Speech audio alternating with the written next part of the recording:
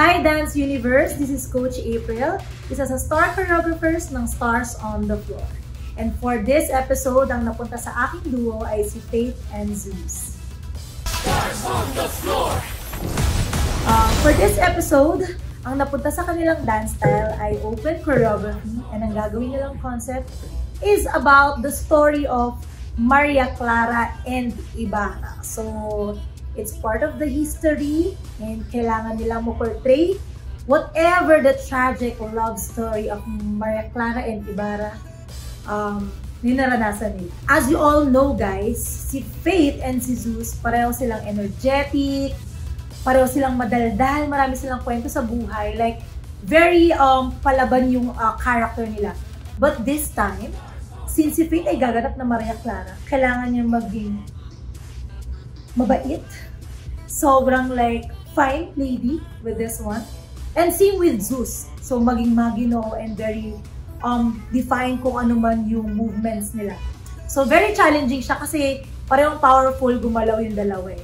So kailangan nilang i-tone down yung mga movements into like maging graceful with the dance steps nang hindi masyadong tinatapon at nakikita ko ano yung mga lines ng mga sayaw nila with this one. Para lang mas ma-portray nila, mas mabigay nila yung story ni Maria Clara and Ibarra.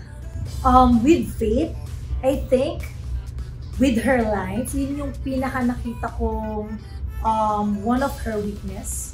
Because again, medyo magaslaw yung movements ni Faith. Which is, kailangan nating ayusin yung lines, kailangan pa mas maging graceful, kailangan mas maging clean yung mga movement kapag kailangan na clean siya.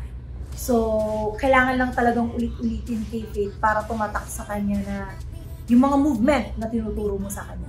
With Zeus naman, siguro the challenge for this episode is how he will carry the personality of Ibarra for this one. It was very hip-hop si Zeus. Very like breakdance. He's a breakdancer.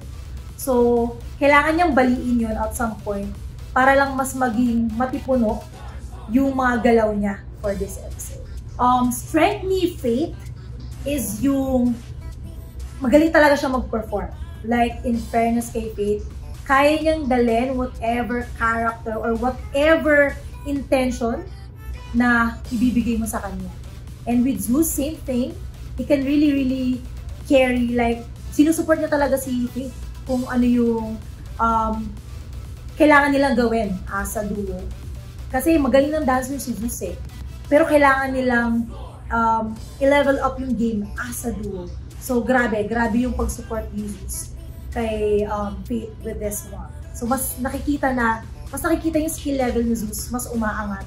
Like, mas nakikita mo kung ano yung kaya niya pang gawin at mga kaya niya pang gawin sa mga susunod.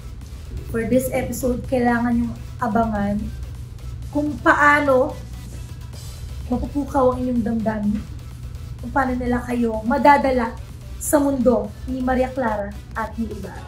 Again, this is Coach April and see you sa Stars on the Floor. Stars on the Floor!